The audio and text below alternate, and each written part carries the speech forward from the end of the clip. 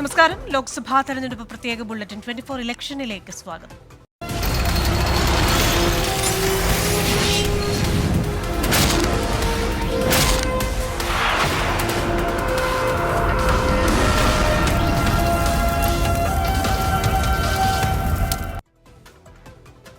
കരുവന്നൂർ കള്ളപ്പണം വെളുപ്പിക്കൽ കേസിൽ സിപിഐഎമ്മിനെ കുരുക്കാൻ എൻഫോഴ്സ്മെന്റ് ഡയറക്ടറേറ്റ് പാർട്ടിക്കെതിരെ തെരഞ്ഞെടുപ്പ് കമ്മീഷനും റിസർവ് ബാങ്കിനും കേന്ദ്ര ധനമന്ത്രാലയത്തിനും കത്ത് നൽകി. കരുവന്നൂർ സഹകരണ ബാങ്കിലെ സിപിഐഎം അക്കൌണ്ടുകൾ ചൂണ്ടിക്കാട്ടിയാണ് നീക്കം. ഇഡി നടപടിയെക്കുറിച്ചുള്ള മാധ്യമപ്രവർത്തകരുടെ ചോദ്യങ്ങളോട് പിന്നീട് പ്രതികരിക്കാമെന്ന് മുഖ്യമന്ത്രി. ഞാൻ ആദ്യമേ പറഞ്ഞു 10 മണി വരെയാണ്, ഒറ്റ കാര്യം വരിയില്ല. ഞാൻ പറഞ്ഞു 10 മണി വരെയാണ് നമ്മൾ നടത്തുക എന്നുള്ളത്. ഇനി നിങ്ങളല്ലെങ്കിലും നിങ്ങളെ പോലെയുള്ളവരെ ഞാൻ വേറെ കാണും. അപ്പൊ ഞാൻ പറഞ്ഞോളാം. ഇപ്പൊ നമ്മൾ അവസാനിപ്പിക്കുക.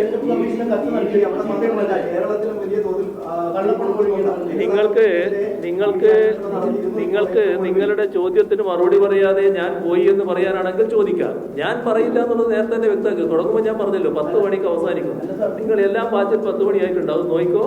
അതുകൊണ്ട് ബാക്കി കാര്യങ്ങൾ പിന്നീട്. കരുവന്നൂരിലെ ഇഡി നടപടിയിൽ ഭയമില്ലെന്ന് സിപിഐഎം സംസ്ഥാന സെക്രട്ടറി എം വി ഗോവിന്ദൻ. രഹസ്യ അക്കൗണ്ട് പിടിച്ചോട്ടെ, ഞങ്ങൾക്ക് ഭയമില്ലല്ലോ. കള്ളത്തരം പ്രചരിപ്പിച്ചിട്ട് കേജ്രിവാളിനെ പോലുള്ളവർ അറസ്റ്റ് ചെയ്യുന്ന ഇഡിക്ക്, അതുപോലെ തന്നെയുള്ള ഈ കേന്ദ്ര ഗവൺമെന്റിന് ആരെയാണ് അറസ്റ്റ് ചെയ്തത്? അതുകൊണ്ട് ഭയപ്പെടുത്തൊന്നും വേണ്ട. അതല്ല, ഭയപ്പെടുത്തിയാൽ അതൊക്കെ എത്ര അക്കൗണ്ട് ഉണ്ട്? 100 അക്കൗണ്ട് ഉണ്ടായിക്കോട്ടെ, കൊടുക്കട്ടെ എന്ന്. അതിൽ ഭയം ഉണ്ടെങ്കിലല്ലേ ഞങ്ങൾക്ക് പ്രശ്നമുള്ളൂ. ഞങ്ങൾക്കതിൽ ഭയത്തിന്റെ പ്രശ്നം ഉപയോഗിക്കുന്നില്ല. കള്ള ഗുണ്ട പിരിവ് നടത്താൻ കൂട്ടുനിന്ന ഇഡിയല്ലേ. കരുവന്നൂർ സഹകരണ ബാങ്കിൽ സിപിഐഎമ്മിന് 5 അക്കൌണ്ടുകളുണ്ടെന്ന് പ്രതിപക്ഷ നേതാവ് വി ഡി സതീശൻ ആരോപിച്ചു. ബിജെപി സിപിഐഎം അന്തർധാര മറയ്ക്കാനാണോ ഇഡിയുടെ നടപടിയെന്ന് സംശയമുണ്ടെന്നും വി ഡി സതീശൻ പറഞ്ഞു. സിപിഎമ്മിന് തന്നെ ഈ കരുവന്നൂർ ബാങ്കിൽ മെമ്പർഷിപ്പ് പോലും ഇല്ലാതെ 5 അക്കൗണ്ട് ഉണ്ടെന്ന് കണ്ടെത്തി. തൃശൂർ ജില്ലയിലെ വിവിധ ബാങ്കുകളിൽ ഡിക്ലെയർ ചെയ്യാത്ത കോപ്പറേറ്റീവ് ബാങ്കുകളിൽ 25 അക്കൗണ്ടുകൾ സിപിഎമ്മിനുണ്ട്. എന്നിട്ട് അതൊന്നും ഒരു അന്വേഷണം ഇല്ലല്ലോ. മാസപ്പടിയിൽ അന്വേഷണം ഉണ്ടോ? ഒരു നോട്ടീസ് കൊടുത്തോ? ഒന്നുമില്ല. കേരളത്തിലൊന്നുമില്ല. ഇനിയിപ്പോൾ തെരഞ്ഞെടുപ്പ് കാലത്ത് വല്ല സെൻറ്റർ ഉണ്ടാവുമെന്ന് എനിക്കറിയില്ല. തെരഞ്ഞെടുപ്പ് കാലത്ത് ഞങ്ങൾ സൗഹൃദത്തിലല്ല എന്ന് കാണിക്കാൻ വേണ്ടിയിട്ടുള്ള വല്ല പെർഫോമൻസും പ്രത്യേകമായി നടത്തിയാൽ മാത്രമേ ഉള്ളൂ. ഇനി ഇഡിക്കെതിരെ കോടതിയെ സമീപിക്കട്ടെ എന്ന് വി മുരളീധരന്റെ പരിഹാസം. എൻഫോഴ്സ്മെന്റ് ഡയറക്ടറേറ്റ് സ്വയം അക്കൗണ്ട് ഉണ്ടാക്കിയിട്ട് സിപിഎമ്മിന്റെ പേരിൽ അക്കൗണ്ട് ഉണ്ടാക്കിയിട്ട് അവിടെ കൊണ്ടുപോയി കൊടുത്തു എന്നാണ് ഗോവിന്ദ മാഷ് പറയുന്നുണ്ടെങ്കിൽ, മാർക്സിസ്റ്റ് പാർട്ടിയെ അപകീർത്തിപ്പെടുത്താൻ ഇഡി നടത്തിയ ഗൂഢാലോചന പുറത്തു കൊണ്ടുവരാൻ വേണ്ടിയിട്ട് സിപിഎം അടുത്ത കോടതിയിൽ കേസ് കൊടുക്കട്ടെ. വിശദാംശങ്ങളുമായി തൃശൂരിൽ നിന്ന് സൂരജ് സജ്ജിയാണ് ചേരുന്നത്. സൂരജ്, ഈ കരുവന്നൂർ വിഷയത്തിൽ സിപിഐഎമ്മിനെ കുരുക്കാൻ ഇഡി തയ്യാറെടുക്കുന്നു. അതേസമയം തന്നെ സിപിഐഎമ്മും ബിജെപിയും തമ്മിലുള്ള ഒത്തുകളിയാണ് ഈ ഇഡിയുടെ വരവ്. ഇതിൽ പ്രത്യേകിച്ചൊന്നും നടക്കാൻ പോകുന്നില്ല എന്ന് പ്രതിപക്ഷ നേതാവ് പറയുന്നു. കേന്ദ്രമന്ത്രി വി മുരളീധരൻ അദ്ദേഹത്തിന്റെ അഭിപ്രായം പറഞ്ഞിട്ടുണ്ട്. ഓരോ പാർട്ടികളുടെയും നിലപാട് ഈ വിഷയത്തിൽ എങ്ങനെയാണ്? കൃഷ്ണ, ഈ തെരഞ്ഞെടുപ്പ് അടുത്തിരിക്കെ കരുവന്നൂർ വിഷയം ചർച്ചയാകാതിരിക്കുന്നതിന് വേണ്ടി നേരത്തെ തന്നെ സിപിഎം നീക്കം തുടങ്ങിയതാണ്. തെരഞ്ഞെടുപ്പ് പ്രഖ്യാപനത്തിന് മുൻപേ നീക്കം തുടങ്ങിയതാണ്. പക്ഷേ ഈ തെരഞ്ഞെടുപ്പ് വേളയിൽ കരുവന്നൂർ വീണ്ടും ചർച്ചയാകുന്നു എന്നുള്ളതാണ് ഏറ്റവും ശ്രദ്ധേയമായിട്ടുള്ള കാര്യം. ഇഡിയുടെ നീക്കത്തിലൂടെ അത് വീണ്ടും സജീവ ചർച്ചയാകുന്നു. അത് തന്നെയാണ് എം വി ഗോവിന്ദന്റെ പ്രതികരണത്തിലുമുള്ളത്. അദ്ദേഹം പറയുന്നത് ഇഡി ഒരു കാരണവശാലും ഭയപ്പെടുന്നില്ല. അങ്ങനെ അക്കൗണ്ടുകൾ ഉണ്ടെങ്കിൽ അത് സംബന്ധിച്ച വിവരങ്ങൾ ഇഡി തെളിയിക്കട്ടെ എന്നുള്ളതാണ്. അതായത് കള്ളപ്പണം വെളുപ്പിച്ചു എന്ന ആരോപണം തെളിയിക്കട്ടെ എന്നുള്ള വെല്ലുവിളിയാണ് എം വി ഗോവിന്ദൻ നടത്തുന്നത്. പക്ഷേ അതേസമയത്ത് പ്രതിപക്ഷ നേതാവ് പറയുന്നത് സിപിഎം ബിജെപി അന്തർധാര സജീവമാണ് എന്നുള്ളതാണ്. അത് നേരത്തെയും അത്തരത്തിൽ തന്നെയായിരുന്നു പ്രതിപക്ഷ നേതാവിന്റെ പ്രതികരണം ഉണ്ടായിരുന്നത്. ഈ 5 അക്കൗണ്ടുകൾ സിപിഎമ്മിനുണ്ട് എന്ന കാര്യത്തിൽ പ്രതിപക്ഷ നേതാവും ഉറച്ചു നിൽക്കുന്നു. അതേസമയം വി മുരളീധരനാകട്ടെ പരിഹാസവുമായാണ് രംഗത്തെത്തിയത്. അത് ഈ ഇഡി നടപടി ഉണ്ടാകുന്ന സമയത്ത് കോടതിയിൽ ചോദ്യം ചെയ്യുന്നതാണ് പതിവ്. അങ്ങനെയാണെങ്കിൽ ഇതും കോടതിയിൽ ചോദ്യം ചെയ്യട്ടെ എന്നൊരു നിലപാടിലാണ് വി മുരളീധരനുള്ളത്. അതേസമയം സിപിഎമ്മിനെ സംബന്ധിച്ച് ഈ തെരഞ്ഞെടുപ്പ് പടിവാതിൽക്കൽ നിൽക്കെ വലിയ തിരിച്ചടി അല്ലെങ്കിൽ വലിയ പ്രതിരോധത്തിലേക്ക് പാർട്ടി പോകുന്ന ഒരു സാഹചര്യമാണ്. ഈ കരുവന്നൂർ കഴിഞ്ഞ ദിവസങ്ങളിലെല്ലാം തന്നെ ചർച്ചയാക്കി കൊണ്ടുവരാനുള്ള ഒരു ശ്രമം അത് ബിജെപി ക്യാമ്പ് നടത്തിയിരുന്നു. എൻഡിഎയുടെ ആലത്തൂരിലെ സ്ഥാനാർത്ഥിയുടെ പ്രവേശനത്തോടുകൂടി അവർ അന്ന് പറഞ്ഞിരുന്നത് പ്രധാനമന്ത്രിയുമായി കരുവന്നൂർ ഉൾപ്പെടെയുള്ള വിഷയങ്ങൾ ചർച്ച ചെയ്തു എന്നുള്ളതാണ്. തൊട്ടു പിന്നാലെ നടന്ന പ്രധാനമന്ത്രിയുടെ സംവാദ പരിപാടിയിലടക്കം ഈ കരുവന്നൂർ വിഷയം പ്രധാനമന്ത്രി പരാമർശിക്കുകയും ചെയ്തു.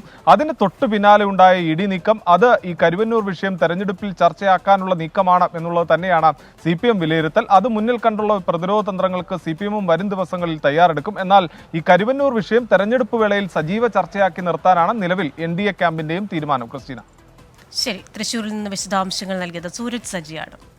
ലോക്സഭാ തെരഞ്ഞെടുപ്പ് ചൂടുകടുത്തതോടെ പ്രചാരണത്തിന് പണം കണ്ടെത്താനുള്ള വഴി തേടുകയാണ് തിരുവനന്തപുരം മണ്ഡലത്തിലെ LDF സ്ഥാനാർത്ഥി പന്ന്യൻ രവീന്ദ്രൻ. സാമ്പത്തിക പ്രതിസന്ധി മറികടക്കാൻ വാട്സാപ്പ് വഴി ബാങ്ക് അക്കൗണ്ട് വിവരങ്ങൾ നൽകിയാണ് പന്ന്യൻ രവീന്ദ്രന്റെ പണപ്പിരിവ്. തെരഞ്ഞെടുപ്പ് അടുത്തിരിക്കെ കോൺഗ്രസിനൊപ്പം CPIക്കും ആദായ നികുതി വകുപ്പ് നോട്ടീസ് അയച്ചിരുന്നു. മുൻപൊരു തിരഞ്ഞെടുപ്പിലുമില്ലാത്ത സാമ്പത്തിക ഭീഷണി ഇത്തവണ നേരിടുന്നുവെന്നാണ് CPI നേതാക്കൾ പറയുന്നത്. പാർട്ടിയുടെ മേൽത്തട്ടിൽ നിന്നും പണം ലഭിക്കില്ല, താഴെത്തട്ടിൽ നിന്നും പണം പിരിച്ച് മുകളിലേക്ക് കൊടുക്കുന്നതാണ് പതിവ് രീതി. സാമ്പത്തിക പ്രതിസന്ധി മറികടക്കാൻ വാട്സപ്പ് വഴി ബാങ്ക് അക്കൗണ്ട് വിവരങ്ങൾ നൽകിയാണ് പന്ന്യൻ രവീന്ദ്രന്റെ പണപ്പിരിവ്. തിരുവനന്തപുരം ഗ്രാമീൺ ബാങ്കിലെ തന്റെ അക്കൗണ്ട് നമ്പർ നൽകിയാണ് പന്ന്യൻ സഹായത്തിനായി പണം അഭ്യർത്ഥിക്കുന്നത്. സുഹൃത്തുക്കൾക്ക് മാത്രം അയച്ചു നൽകി പണം പിരിക്കാനാണ് പന്ന്യൻ ഉദ്ദേശിച്ചത്. എന്നാൽ സുഹൃത്തുക്കൾ ഇത് ഷെയർ ചെയ്യാൻ തുടങ്ങിയതോടെ അഭ്യർത്ഥന വോട്ടർമാരിലേക്കും എത്തി. അതിലൊന്നും മറിയുടെ കാര്യമില്ല. കാരണം നമ്മളിവിടെ മത്സരിക്കുന്നത് ഒരു വലിയ സാമ്പത്തിക സ്രോതസ്സുള്ള ആളുകളോടാണ്. അപ്പോൾ നമുക്കാണെങ്കിൽ അങ്ങനെ ഇല്ല. നമ്മൾ തിരഞ്ഞെടുപ്പിനെ നേരിടുന്നതിന് ജനങ്ങൾ തരുന്ന പണം കൊണ്ടാണ്. ആ പണത്തിന് തന്നെ ലിമിറ്റുണ്ട്. ഞങ്ങൾ ഒരു എത്ര എമൗണ്ട് ആവാം എന്നുള്ളതൊക്കെ ലിമിറ്റുണ്ട്. ഞാൻ അവരോട് ഒരു അഭ്യർത്ഥന കോമണായിട്ട് പറഞ്ഞപ്പോൾ എത്ര നല്ല പ്രതികരണമാണ്. 10 രൂപ മുതൽ വന്നിരിക്കുന്ന ആളുകൾ 10 രൂപ, 200 രൂപ, 100 രൂപ, 500 രൂപ, 1000 രൂപ, 5000 രൂപ, അതാണ് ഏറ്റവും കൂടുതൽ. ഇടവേളയില്ലാതെ ഇനിയും ദിവസങ്ങളേറെയുണ്ട് പ്രചരണത്തിന്. പണം കണ്ടെത്താനുള്ള പല ശ്രമങ്ങളും നടത്തുമ്പോഴും ക്രൗഡ് ഫണ്ടിങ്ങിനെ പറ്റി ആലോചിച്ചിട്ടില്ലെന്നാണ് CPI നേതാക്കൾ പറയുന്നത്. 24 തിരുവനന്തപുരം.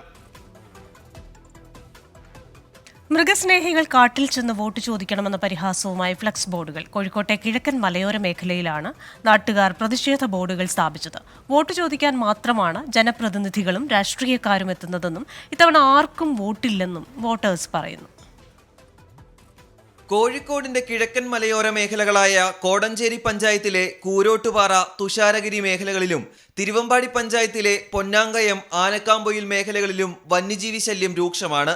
എന്നാൽ നിയമത്തിന്റെ നൂലാമാലകൾ പറഞ്ഞ് അധികൃതർ കൈയൊഴിയുന്നതിലാണ് പ്രതിഷേധം. ഞങ്ങൾ ഈ കാട്ടുമൃഗങ്ങളെ കൊണ്ട് ഞങ്ങളുടെ ജീവിതം പൊറുതുകൊണ്ടിരിക്കുക. ഈ ജനപ്രതിനിധികൾക്കോ സർക്കാരിനോ ഈ കർഷകനെ കുറിച്ച് അവർക്ക് യാതൊരു വിവരവും ഇല്ല, അവർക്ക് യാതൊരു ചിന്തയില്ല. ഇത് ഇവർക്ക് എങ്ങനെയെങ്കിലും കർഷകൻ വോട്ട് വാങ്ങിച്ച് ഇവർക്ക് ആ കസേര ഉറപ്പിക്കണമെന്നുള്ളതല്ലാണ്ട് കർഷകന് വേണ്ടി ഇവരൊന്നും ചെയ്യുന്നില്ല. മലയോര ജനതയുടെ പ്രശ്നങ്ങൾ ബോധ്യപ്പെട്ടെങ്കിലും പരിഹാരമുണ്ടാക്കാൻ കേന്ദ്ര സംസ്ഥാന സർക്കാരുകൾ തയ്യാറാവുന്നില്ലെന്ന് നാട്ടുകാർ. വോട്ടിന് വരുമ്പോൾ അവർക്ക് ഞങ്ങളോട് നല്ല ഇടപെടലാണ്, നിങ്ങൾക്ക് വേണ്ടതെല്ലാം ചെയ്തു തരുമെന്ന് പറഞ്ഞാൽ ഞങ്ങൾക്ക് ഒരു ഗുണങ്ങളും കിട്ടുന്നില്ല. അതുകൊണ്ട് ഞങ്ങൾക്ക് ജീവിക്കാൻ ഏത് ഗവൺമെൻറ് ആയാലും ജീവിക്കാൻ, ഞങ്ങളെപ്പോലുള്ള കൃഷിക്കാർക്ക് ജീവിക്കാൻ എന്തെങ്കിലും ഒരു ആനുകൂല്യം ചെയ്തു തരണം. ആദ്യം ജീവൻ, എന്നിട്ടാവാം വോട്ട്. മൃഗാധിപത്യത്തെ പുൽകുന്നവർ കാട്ടിൽ ചെന്ന് വോട്ട് ചോദിക്കുക തുടങ്ങിയ വാചകങ്ങളുള്ള ബോർഡുകളാണ് വ്യാപകമായി സ്ഥാപിച്ചത്. വിവിധ പ്രാദേശിക കൂട്ടായ്മകളുടെ പേരിലാണ് ഫ്ലെക്സുകൾ. വോട്ടിന് വേണ്ടി മാത്രം ഇങ്ങനെ വരും. അതെ, ഞാൻ നാളെ എല്ലാം ശരിയാക്കാം, നാളെ എല്ലാം ശരിയാവും എന്നും പറഞ്ഞ് എല്ലാവരും ഇങ്ങനെ വരും. അതുകൊണ്ട് ഈ പ്രാവശ്യത്തെ വോട്ട് നമ്മൾ ബഹിഷ്കരിക്കുകയാണ്. വന്യജീവി ശല്യത്തിന് പരിഹാരമാകുന്നതുവരെ ആർക്കും വോട്ടില്ലെന്നാണ് കോഴിക്കോടിന്റെ കിഴക്കൻ മലയോര മേഖല പറയുന്നത്. 24 കോഴിക്കോട്. UDFന്റെ കോട്ടയാണ് പൊന്നാനി ലോക്സഭാ മണ്ഡലം. വർഷങ്ങളായി മുസ്ലിം ലീഗ് മാത്രമാണ് ഇവിടെ ജയിക്കുന്നത്. വിജയമുറപ്പായിരുന്നതിനാൽ നേരെ പ്രചാരണം പോലും നടത്താതിരുന്ന ലീഗിനെ പണിയെടുപ്പിച്ച തെരഞ്ഞെടുപ്പാണ് 1998-ലേത്. അന്ന് ഇടതുപക്ഷത്തിനു വേണ്ടി മത്സരിച്ച മണ്ഡലത്തിലെ ആദ്യ വനിതാ സ്ഥാനാർത്ഥി കൂടിയായ മിനു മുംതാസ് ഓർമ്മകൾ പങ്കുവയ്ക്കുന്നു. തിരൂർ സ്വദേശിനി മിനു മുംതാസ് പൊന്നാനി ലോക്സഭാ മണ്ഡലത്തിലെ ഇടതുപക്ഷ സ്ഥാനാർത്ഥി, മണ്ഡലത്തിലെ ആദ്യ വനിതാ സ്ഥാനാർത്ഥി. 1998-ലെ തെരഞ്ഞെടുപ്പിൽ അപ്രതീക്ഷിതമായാണ് 25-കാരി സ്ഥാനാർത്ഥിയായത്. മലപ്പുറം ജില്ലാ കമ്മിറ്റി ഒരു സ്ഥാനാർത്ഥിക പട്ടിക തയ്യാറാക്കി. ആ സ്ഥാനാർത്ഥി പട്ടികയിൽ എൻ്റെ പേരും ഇടം പിടിച്ചു. പക്ഷെ അന്നൊന്നും പ്രതീക്ഷിക്കണില്ല പൊന്നാനി പാർലമെൻറ്റ് മണ്ഡലം സ്ഥാനാർത്ഥിയാവുക എന്നൊക്കെ പറഞ്ഞാൽ. അതൊന്നും നമ്മൾ സ്വപ്നത്തിൽ പോലും കരുതില്ല, എന്ന് വിചാരിച്ചിട്ടുമില്ല. രാഷ്ട്രീയം എന്താണെന്ന് അത്ര സജീവമായിട്ട് അറിയില്ല. 6ാം വിജയം ഉറപ്പിച്ചിറങ്ങിയ UDF സ്ഥാനാർത്ഥി GM ബനാത്വാല മണ്ഡലത്തിൽ കാര്യമായി പ്രചാരണത്തിനിറങ്ങിയിരുന്നില്ല. എന്നാൽ മിനു മുന്താസ് UDFകാരെ പണിയെടുപ്പിച്ചു എന്നതാണ് ചരിത്രം. ഞാൻ ആദ്യം പാർട്ടിയിലൊന്നും സജീവമല്ലാത്ത ഒരാളായിരുന്നു. ശ്രദ്ധേയമായ പ്രവർത്തനങ്ങൾ നമുക്ക് ചില മണ്ഡലങ്ങളിലൊക്കെ ശ്രദ്ധയൂന്നാൻ പറ്റിയിട്ടുണ്ട്. സ്ത്രീകളുടെ വിഷയമായാലും സാമൂഹികമായ സ്കൂള് അങ്ങനത്തെ പൊതുകാര്യങ്ങളിലെല്ലാം ഇടപെടുകയും മാധ്യമങ്ങളുടെ ശ്രദ്ധ പിടിച്ചുപറ്റി. വളാഞ്ചേരിയിൽ നടന്ന തെരഞ്ഞെടുപ്പ് പൊതുയോഗത്തിൽ EK നായനാർക്കൊപ്പം വേദി പങ്കിട്ടത് മിനു ഓർക്കുന്നു. മലപ്പുറം ജില്ലയിൽ പൊതുപ്രവർത്തനത്തിൽ സ്ത്രീകൾ അത്ര സജീവമല്ലാത്ത കാലത്ത് തെരഞ്ഞെടുപ്പ് പ്രചാരണത്തിന് ധാരാളം സ്ത്രീകളാണ് രാത്രിയടക്കം സജീവമായി രംഗത്ത് വന്നത്.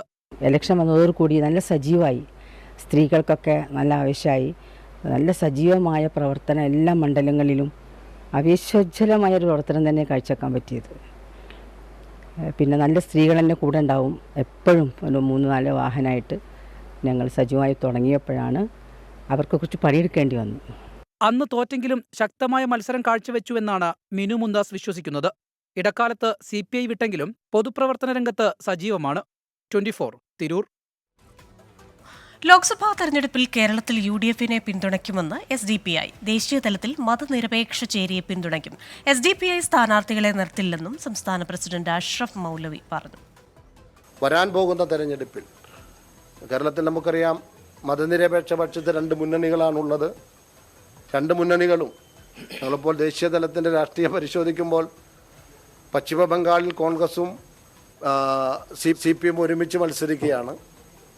രാജസ്ഥാനിൽ കോൺഗ്രസും CPM ഒരുമിച്ച് മത്സരിക്കുന്നു. എനിക്ക് തോന്നുന്നത് ഇന്ത്യയിൽ വ്യാപകമായി അത്തരമൊരു മത്സരം ഒരുമിച്ച് നടക്കുന്നുവെന്ന് പറഞ്ഞാൽ ദേശീയ തലത്തിൽ BJP വിരുദ്ധമായൊരു ചേരി ശക്തിപ്പെടണമെന്ന രാഷ്ട്രീയ നിലപാടിൻ്റെ പേരിൽ എന്നാണ് നമ്മൾ മനസ്സിലാക്കുന്നത്. അത്തരമൊരു പൊതുബോധം വളർന്നു വരുന്ന പശ്ചാത്തലത്തിൽ കേരളത്തിൽ ദേശീയ തലത്തിൽ BJP വിരുദ്ധ മുന്നണിക്ക് നേതൃത്വം കൊടുക്കുന്ന കോൺഗ്രസ് നയിക്കുന്ന കേരളത്തിൻ്റെ UDF സംവിധാനത്തെ ഈ തെരഞ്ഞെടുപ്പിൽ സപ്പോർട്ട് ചെയ്യാനാണ് പാർട്ടിയുടെ സംസ്ഥാന ഘടകം തീരുമാനിച്ചിട്ടുള്ളത്. SDPIയുടെ പിന്തുണ സ്വീകരിക്കുമോ എന്ന ചോദ്യത്തിന് മറുപടി പറയാതെ പ്രതിപക്ഷ നേതാവ് VD സതീശൻ. ഒരു ധാരണയും ഉണ്ടാക്കിയിട്ടില്ലെന്ന് VD സതീശൻ പ്രതികരിച്ചു. CPMന് തന്നെ ഈ കരുവന്നൂർ ബാങ്കിൽ മെമ്പർഷിപ്പ് പോലും ഇല്ലാതെ 5 അക്കൗണ്ട് ഉണ്ടെന്ന് കണ്ടെത്തി. തൃശ്ശൂർ ജില്ലയിലെ വിവിധ ബാങ്കുകളിൽ ഡിക്ലെയർ ചെയ്യാത്ത കോപ്പറേറ്റീവ് ബാങ്കുകളിൽ 25 അക്കൗണ്ടുകൾ CPMനുണ്ട്. എന്നിട്ട് അതൊന്നും ഒരു അന്വേഷണം ഇല്ലല്ലോ. മാസപ്പടിയിൽ അന്വേഷണം ഉണ്ടോ? ഒരു നോട്ടീസ് കൊടുത്തോ? ഒന്നുമില്ല. കേരളത്തിലൊന്നുമില്ല. ഇനിയിപ്പോൾ തെരഞ്ഞെടുപ്പ് കാലത്ത് വല്ല സെൻഡും ഉണ്ടാവുമെന്ന് എനിക്കറിയില്ല. തെരഞ്ഞെടുപ്പ് കാലത്ത് ഞങ്ങൾ സൗഹൃദത്തിലല്ല എന്ന് കാണിക്കാൻ വേണ്ടിയിട്ടുള്ള വല്ല പെർഫോമൻസും പ്രത്യേകമായി നടത്തിയാൽ മാത്രമേ ഉള്ളൂ. വിശദാംശങ്ങളുമായി കൊച്ചിയിൽ നിന്ന് വിനീത വിജിയാണ് ചേരുന്നത്. വിനീത, SDPIയുടെ ഭാഗത്ത് നിന്നുണ്ടാകുന്ന ഒരു പരാമർശം തെരഞ്ഞെടുപ്പിൽ കോൺഗ്രസിന്റെ പിന്തുണ, അതേസമയം അങ്ങനെയില്ല എന്ന് പ്രതിപക്ഷ നേതാവ് പറയുന്നു. എന്താണ് വിശദാംശങ്ങൾ? ക്രിസ്ത്യന, ഈ ദേശീയ തലത്തിൽ മതനിരപേക്ഷ ചേരിയെ പിന്തുണയ്ക്കും എന്നാണ് SDPI അവരുടെ നിലപാട് വ്യക്തമാക്കിയിരിക്കുന്നത്. ഈ ഘട്ടത്തിൽ ലോക്സഭാ തെരഞ്ഞെടുപ്പിൽ UDFനൊപ്പം നിന്ന്, അതായത് UDFനെ പിന്തുണയ്ക്കാനാണ് തീരുമാനമെന്നും സംസ്ഥാന ഘടകം അറിയിച്ചിട്ടുണ്ട്. SDPI സംസ്ഥാന ഘടകം അറിയിച്ചിട്ടുണ്ട്. ഒപ്പം തന്നെ അവർ പറയുന്ന മറ്റൊരു കാര്യം, ഈ മതനിരപേക്ഷതയെ അതിൽ ഊന്നൽ നൽകിക്കൊണ്ട് വേണം മുന്നോട്ട് പോകാൻ. അത്തരം നിലപാടുകളെ മുൻനിർത്തിക്കൊണ്ടാണ് കേരളത്തിൽ UDFനെ പിന്തുണയ്ക്കാൻ തീരുമാനിച്ചിരിക്കുന്നതെന്നും പറയുന്നു. പക്ഷേ ഈ പ്രചരണ രംഗത്ത് ഇറങ്ങുമോ എന്ന ചോദ്യത്തിന് അക്കാര്യങ്ങളിലൊന്നും തീരുമാനമായി ില്ലെന്നും അങ്ങനെ പ്രചരണത്തിനായി ഇറങ്ങേണ്ട സാഹചര്യം നിലവിലില്ല എന്നും അവർ വ്യക്തമാക്കുന്നുണ്ട്.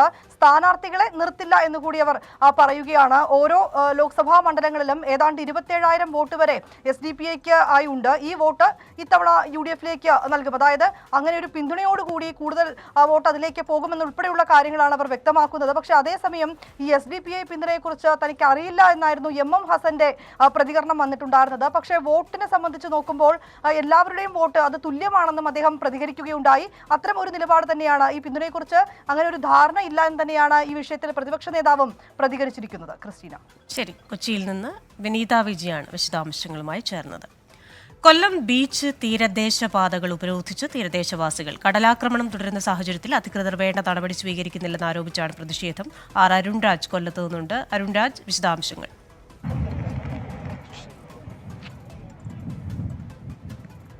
ക്രിസ്റ്റീന, എനിക്ക് പിന്നിൽ കാണുന്നത് ഈ കൊല്ലം ബീച്ച് റോഡാണ്. ഈ ബീച്ച് റോഡിലാണ് ഇപ്പോൾ പ്രതിഷേധം നടക്കുന്നത്. കഴിഞ്ഞ ദിവസങ്ങളിലടക്കം വലിയ തോതിലുള്ള കടലാക്രമം ഈ ഭാഗങ്ങളിലെല്ലാം തന്നെ അനുഭവപ്പെട്ടിരുന്നു. പക്ഷേ ഇതിൽ ഒരു അടിയന്തര നടപടി ബന്ധപ്പെട്ടവരുടെ ഭാഗത്തുനിന്ന് ഉണ്ടാകുന്നില്ല എന്നുള്ളതാണ് അവരുടെ പരാതി. ഇതിന്റെ അടിസ്ഥാനത്തിൽ രാവിലെ മുതൽ തന്നെ റോഡ് ഉപരോധിക്കുകയും ഈ കഞ്ഞിവെപ്പടക്കമുള്ള സമരങ്ങൾ നടത്തുകയും ചെയ്തിരുന്നു. പിന്നാലെ കളക്ടറുമായി ഇവർ ചർച്ച നടത്തിയെങ്കിലും അടിയന്തര പ്രശ്നപരിഹാരത്തിന് കളക്ടറുടെ ഭാഗത്തുനിന്ന് ശ്രമമുണ്ടായില്ല എന്നാരോപിച്ചാണ് ഇവർ പ്രധാനമായി ഇപ്പോൾ ഉപരോധമടക്കമുള്ള കാര്യങ്ങളിലേക്ക് പോയിട്ടുള്ളത്. കളക്ടർ ഈ വിഷയത്തിൽ അടിയന്തര പരിഹാരം വേണമെന്ന ആവശ്യം കൂടി അവർ മുന്നോട്ട് വെക്കുകയാണ്. എനിക്ക് കാണുന്ന പോലെ ഇത് ബീച്ചിലേക്കുള്ള റോഡ്, അതുപോലെ തീരദേശ മേഖലയിലേക്കുള്ള റോഡാണ്. ഈ റോഡ് പൂർണ്ണമായി ഇപ്പോൾ അവർ ഉപരോധിച്ചിരിക്കുകയാണ്. കളക്ടർ സ്ഥലത്തെത്തണം, ഈ വിഷയത്തിൽ അടിയന്തര പരിഹാരം ഇക്കാര്യത്തിൽ ഉണ്ടാകണം എന്നുള്ളതാണ് ഇവരുടെ ആവശ്യമായി മുന്നോട്ട് വെക്കുന്നത്. കാരണം കഴിഞ്ഞ 2 ദിവസമായി ഇവർ അനുഭവിക്കുന്ന ഈ ദുരിതം അത് യാതൊരു തരത്തിലും നമുക്ക് മാറ്റി നിർത്താൻ കഴിയില്ല. കാരണം പല വീടുകളും നിലംപൊത്തി, പല വീടുകളിലും ഇപ്പോഴും താങ്ങാൻ കഴിയാത്ത സാഹചര്യമുണ്ട്. അതുകൊണ്ട് തന്നെ ഈ വിഷയത്തിൽ അടിയന്തര പരിഹാരമോ പുനരധിവാസം അടക്കമുള്ള കാര്യങ്ങളിലോ തീരുമാനമുണ്ടാകണം എന്നുള്ളതാണ് നിലവിൽ തീരദേശവാസികൾ മുന്നോട്ട് വെക്കുന്ന ആവശ്യങ്ങൾ പ്രധാനം. ഇക്കാര്യത്തിൽ നടപടിയിലേക്ക് പോകുന്നില്ല എന്നുള്ളതാണ് ഇതിന്റെ പ്രതിഷേധം ഇപ്പോൾ ഈ ഉപരോധമടക്കമുള്ള കാര്യങ്ങളിലേക്ക് പോയിരിക്കുന്നത്. എന്തായാലും ഉന്നത പോലീസ് ഉദ്യോഗസ്ഥരടക്കം ഇപ്പോൾ സ്ഥലത്തെത്തി ഇവരുമായി ചർച്ചകൾ നടത്തുകയും ചെയ്യുന്നുണ്ട്. ശരി, വിശദാംശങ്ങൾ നൽകിയത് ആർ അരുൺരാജാണ് കൊല്ലത്ത് നിന്ന്. നാടിന്റെ ഉത്സവമായ നെന്മാറ വേലയ്ക്കൊപ്പം തന്നെ ജനാധിപത്യത്തിന്റെ ഉത്സവമായ പൊതു തെരഞ്ഞെടുപ്പ് കൂടി എത്തിയതിന്റെ സന്തോഷമുണ്ട് ആലത്തൂരുകാർക്ക്. ഇന്ന് നടക്കുന്ന സാമ്പിൾ വെടിക്കെട്ടും നാളെ നടക്കുന്ന നെന്മാറ വല്ലങ്ങി വേലയും കഴിഞ്ഞാൽ പൂർണ്ണമായും നാടൊന്നാകെ തെരഞ്ഞെടുപ്പ് ഉത്സവത്തിലേക്ക് മാറുമെന്നാണ് നാട്ടുകാർ പറയുന്നത്.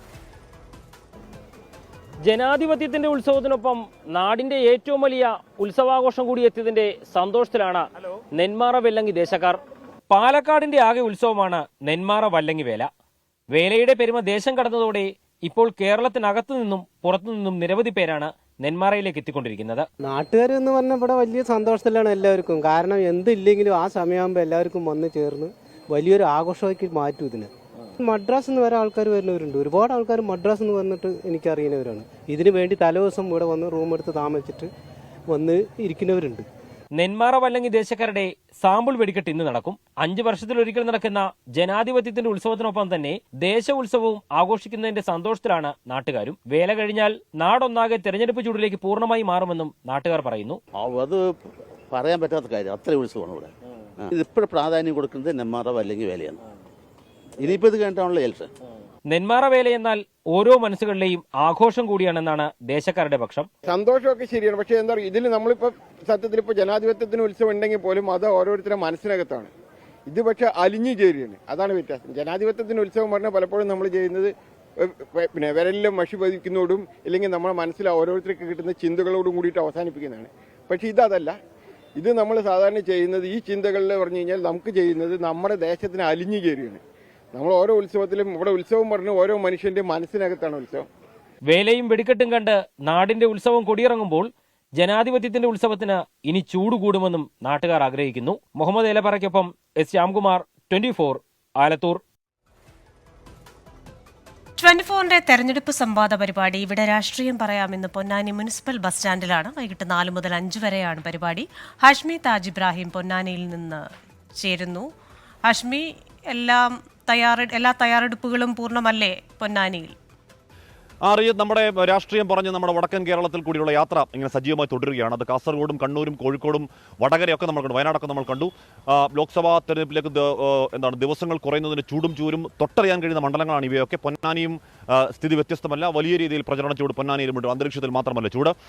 എന്തായാലും ഇവിടെ KSMC ഇറക്കിയുള്ള ഒരു പുതിയ പരീക്ഷണത്തിന് CPM തയ്യാറാവുകയാണ്. അത് മുസ്ലിം ലീഗിന്റെ സംസ്ഥാന സെക്രട്ടറി. അതുകൊണ്ട് തന്നെ ഈ മത്സരം എല്ലാ തവണത്തെ പോലെ ആവില്ല. ഇത് ലീഗിന്റെ പൊന്നാപനം കോട്ടയല്ല, ആ കോട്ട ഞങ്ങൾ ഇളക്കും എന്ന് പറയുന്നുണ്ട് LDF. പക്ഷേ ET മുഹമ്മദ് ബഷീർ കഴിഞ്ഞ തവണ നേടിയ വലിയ ഭൂരിപക്ഷത്തിന് മുകളിലേക്ക് ഭൂരിപക്ഷം ഉയർത്തും. ജയിക്കുമോ എന്ന കാര്യത്തിൽ ചോദ്യം തന്നെ ഇല്ല. പക്ഷേ ഭൂരിപക്ഷം 10 മടങ്ങ് ഉയർത്തുമെന്നാണ് UDF ക്യാമ്പിന്റെ പ്രതീക്ഷ. അപ്പോൾ അങ്ങനെ വീറും വാശിയുമുള്ള ഇലക്ഷൻ പ്രചരണം, പൗരത്വ ഭേദഗതി വിഷയം ഏറ്റവും അധികം ചർച്ച ചെയ്യപ്പെടുന്ന മണ്ഡലങ്ങളിൽ ഒന്നെന്ന് പറയാം. ED അടക്കം, അരവിന്ദ് കെജ്രിവാളിന്റെ അറസ്റ്റ് അടക്കം, ഏറ്റവും ഒടുവിൽ വരുന്ന കരുവന്നൂർ വിഷയമടക്കം അപ്ഡേറ്റായി ഓരോരോ മണിക്കൂറുകളിൽ ചർച്ച ചെയ്യപ്പെടുന്ന ഒരു രാഷ്ട്രീയ മണ്ഡലമാണ് പൊന്നാനി എന്നതിന് ഉറപ്പായി പറയും. അതുകൊണ്ട് തന്നെ സ്വാഭാവികമായും ആ ചർച്ചകളുടെ വീറും വാശിയും നമ്മുടെ 4 മുതൽ 5 വരെയുള്ള ഇവിടെ രാഷ്ട്രീയം പറയാം മണ്ഡല പര്യടനത്തിൽ ഉണ്ടാകും എന്ന കാര്യത്തിൽ തർക്കമില്ല. ഇവിടെ LDF-നെ പ്രതികരിച്ച് CPM നേതാവ് ശ്രീ T മുഹമ്മദ് ബഷീർ, UDF-ന്റെ PK നവാസ്, യൂത്ത് ലീഗ് നേതാവ്, മുസ്ലിം ലീഗ് നേതാവ്, NDA പ്രതിനിധീകരിച്ച് BJP നേതാവ് ശ്രീ രവി തേരത്ത് എന്നീ 3 പേർ 3 മുന്നണികളുടെ കാര്യം പറയാനുണ്ടാകും. പ്രിയപ്പെട്ട പൊന്നാനിക്കാരും ഇങ്ങോട്ടേക്കെത്തും, രാഷ്ട്രീയക്കാരും അല്ലാത്തവരും നിഷ്പക്ഷമൊക്കെ ഇങ്ങോട്ടേക്കെത്തും. അപ്പോൾ എന്തായാലും ശരി, മലയാളികൾക്ക് മാത്രമല്ല മറ്റ് സംസ്ഥാനങ്ങളിൽ നിന്ന് ജോലിക്കെത്തിയവർക്കും നമ്മുടെ നാട്ടിൽ വോട്ടുണ്ട്. ആ വോട്ട് കിട്ടണമെങ്കിൽ അവരുടെ ഭാഷയിൽ തന്നെ വോട്ട് ചോദിക്കണം. കോഴിക്കോട് കൊളത്തറയിൽ ചുവരെഴുത്തിന് പോലും ബംഗാളി ടച്ച് ഉണ്ട്. സംഭവം എന്തായാലും താമരയുണ്ട്. അപ്പോൾ BJPയുടെ എന്തോ സംഭവമാണ്. ഹരി എന്ന് വായിച്ചത് ഏത് ഭാഷ? NDA पोथी MD रमेश के जॉय करूँ. എന്താ ഭായി? NDA पोथी MDA पोथी MD रमेश के जॉय करूँ. MD രമേശിന്റെ പ്രചാരണമാണ്. ചുവരെഴുത്ത്.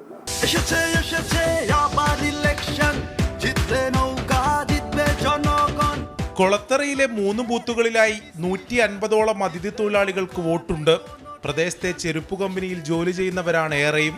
ഓരോ വോട്ടും നിർണായകമായ തെരഞ്ഞെടുപ്പിൽ വോട്ട് പിടിക്കാൻ ഹിന്ദിയെങ്കിൽ ഹിന്ദി, ബംഗാളിയെങ്കിൽ ബംഗാളി. বাংলাতে লেখা থাকলে আমরা বুঝতে পারি না কি লেখা আছে কি না বুঝতে একটু সমস্যা হচ্ছে. যদি বাংলা দিয়ে লেখা থাকলে আমরা বুঝতে পারি, সবাই বুঝতে পারে বাঙালিরা. പ്രദേശത്തെ LDFും UDFും ഇതേ പ്രചാരണത്തിന് ഒരുങ്ങുകയാണ്. വോട്ടഭ്യർത്ഥിച്ചുള്ള വിവിധ ഭാഷകളിലെ കത്തുകളും ഇവർക്ക് നൽകും. രാജേഷ് വള്ളരിക്കുണ്ടിനൊപ്പം അരുൺ പൂപ്പറമ്പ, 24 കോഴിക്കോട്. 24 ഇലക്ഷൻ പൂർണ്ണമാവുകയാണ്. ഇനി 24 റൗണ്ടപ്പ് കാണാം. കീർത്തനയെത്തും. നമസ്കാരം.